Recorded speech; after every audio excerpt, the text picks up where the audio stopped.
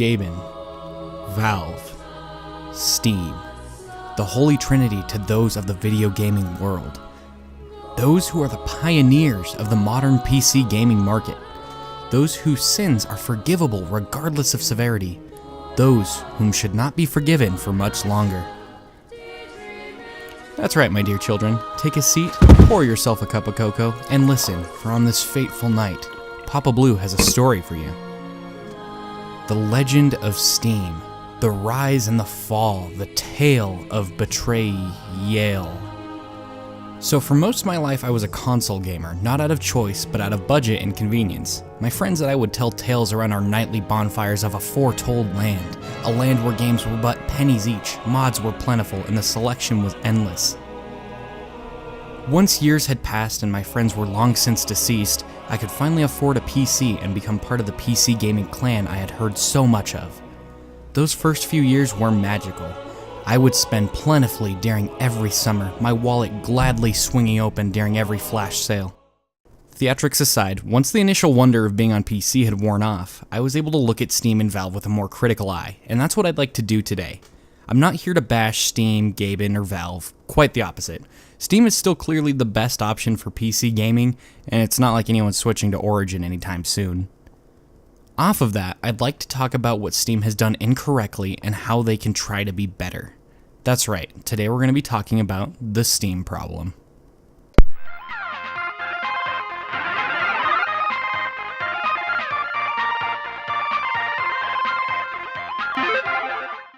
Steam has had many skeptics over the years, being that it is one of the biggest digital marketplaces on Earth for a variety of different problems.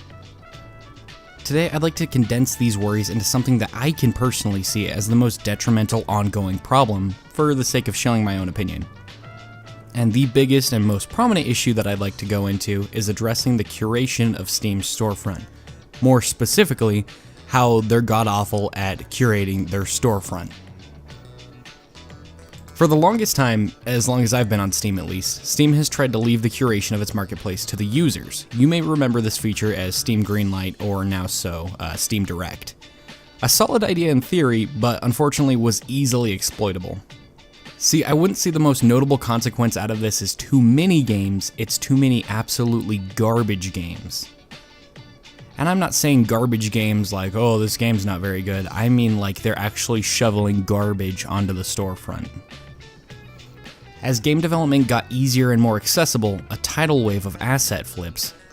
Asset Flip, a game made primarily or entirely out of pre-bought assets or mechanics, adding little or no original content, then being sold on Steam to try and trick users into forking over cash for an unfinished game. 11 out of 10 times made by a scumbag developer looking to make a quick buck. Being made of similar or identical assets and mechanics, these games took the form of basic survival games, as those were hip at the time. Minecraft ripoffs, and, more recently, PUBG clones. What's the problem with that, you might ask? You don't have to buy the asset flips, just buy the top quality games and forget they're even there. Unfortunately, this issue generally doesn't pertain to people who are a little more versed in video games, like the crowd who'd watch videos about complaining about Steam. Asset flips generally prey on younger or older people who can't tell the difference, or even just casual gamers who don't worry about researching every game that they want to play. Say you go into the supermarket looking for your name brand mac and cheese, only to find that there are 30 other boxes of mac and cheese surrounding it, almost identical visually, but secretly containing a fresh bowl of shit inside. You may know to pick around those, but maybe your casual mac and cheese fans may not. And as a result, the whole mac and cheese aisle is just kinda more off-putting and gross because of all that shit. You know what I'm saying? Anywho, these asset flips were coming in full force through Greenlight, either through players who didn't know any better or through a handful of particularly shady developers who offered rewards to users in exchange for Greenlight votes. Once the shady developer makes their way onto Steam, they hand off coupons, low-value gift cards, and other goodies to users who willingly join their entourage in hopes for gold and wonders. While Greenlight started off as a seemingly fine idea, quickly spiraled into absolute chaos. The Steam store's game library was doubling, tripling, quadrupling year by year, and not because of good content. Greenlight left a permanent stain on Steam, so Valve eventually decided to try and make a little initiative. Emphasis on little. Their interference started as plucking out particular titles for being too obscene or offensive for the marketplace. You may remember the Hatred fiasco that particularly kicked this off. An overly edgy but essentially harmless mass murder simulator. That's a strange sentence to say. The curation was much too little and far too late. While allowing almost anything to get onto Steam, the censorship card was easily played. If Grand Theft Auto was allowed on Steam, why wasn't our game? Why can't Hatred be on the store? And thus Hatred was let back onto Steam.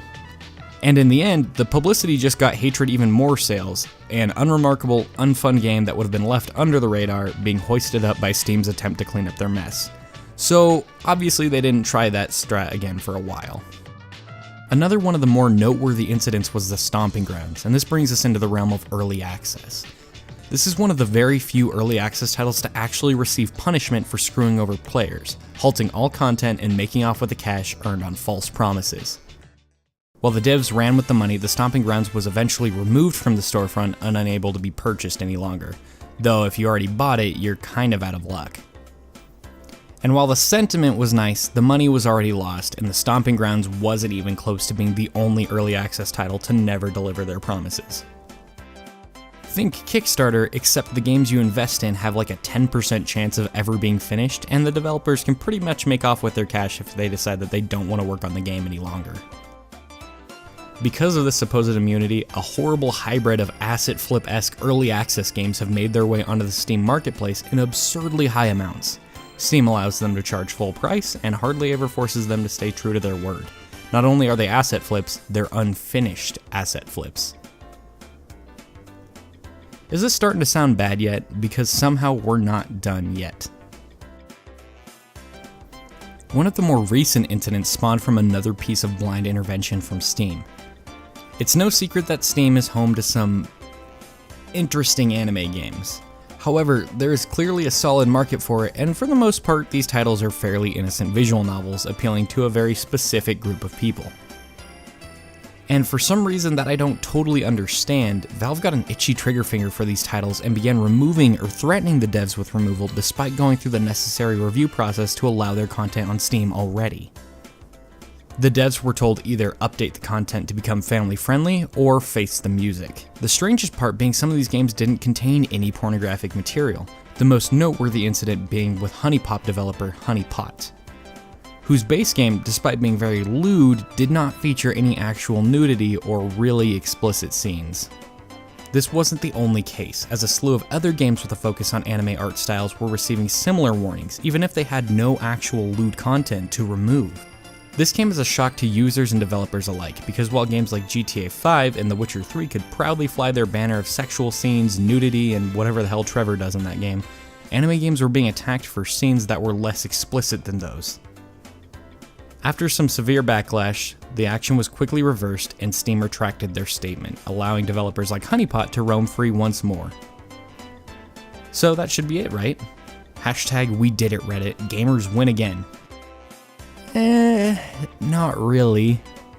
See, Valve completely switched gears from being the bad cop to the overbearingly, look at how great I am, cool dad cop. In a recent blog post, Valve announced that rather than curating their store, they're allowing all random Joes on the street to come set their shit and cheese in the pasta aisle and sell it willy-nilly. Of course, there are some slight restrictions. Your shit and cheese can't be illegal, or clearly being put on the store to troll people out of money. Otherwise, literally everything is allowed in the marketplace.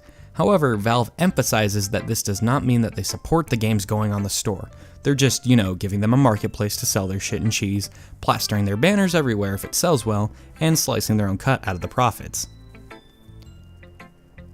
Imagine if any other store on earth did the same strategy. Imagine if I could walk down to my local Best Buy and slap up my Ultra 4K Blu-ray 10-hour footage of my balls. That would be absolutely absurd. But in Valve's world, I'm able to claim free speech and hold up my Bill of Freedom prescribed by Papa Gaben and abstain from any punishment. I'm not claiming to know the best way to handle a marketplace, but if Steam is willing to take a cut from games sold on their store, they should damn well have a stronger process for allowing games onto said store. It's not like Valve is some small independent company who doesn't know what they've gotten into. They are a massive business with the funds to orchestrate very clear guidelines on the approval process for games in their store. Something that manages to be fair to games of all genres, as well as create a team whose sole business is to curate these games as they enter the store. You know, like how consoles do. But instead, Valve has opted to essentially kick back, lay their feet up on the desk, and allow whatever chaos to enter their store, all while reaping in the funds of other people's labor. Not only does this make Steam lose credibility as a store, but imagine how much harder it is for indie devs to sell their high quality games if it can just be easily lost in a stream of asset flips being launched onto the store. This is why indie devs are so frequently looking towards consoles as potential homes for their games, and why the Switch marketplace has been so enticing to them. Unfortunately, that is the current end of our tale. This is the most recent update that Valve has put out on the matter, and I'm honestly not expecting a 180 anytime soon. Valve has a strange immunity of criticism from the PC gaming community due to their legacy, so it seems like they can really get away with taking their profits and blowing everyone off. Hopefully one day Valve will figure out how to correctly run their marketplace. But with the stream of games entering the store every single day, it may already be too late. At least we got good old games though, and Uplay? Origin maybe? Yeah, whatever. And that's it for this video. If you disagree or agree with my opinions here, go ahead and share your views in the comments down below. After that, if you really like this video, go ahead and give me a quick ol' subscribe and check out some of my other videos. Lastly, thanks for watching, and have a great rest of your day.